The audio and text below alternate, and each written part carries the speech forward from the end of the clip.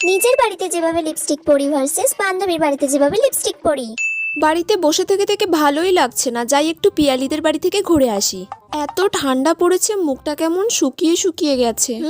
একটুখানি লিপস্টিক পরে নি, দ্যাটস ইট। একদম অল্প করে লাগাতে হবে বাবা, বেশি খরচা করলে একদম চলবে না। এটা আমার ফেভারিট লিপস্টিক বলে কথা, অনেক টাকা দাম।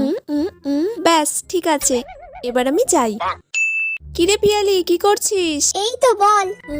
বাবা পিয়ালি, তোর কাছে কত ধরনের লিপস্টিক রে, একটা লিপস্টিক পরবো রে। পরবি? হ্যাঁ পর ওয়াও, তাহলে। কি সুন্দর সুন্দর সব শেড।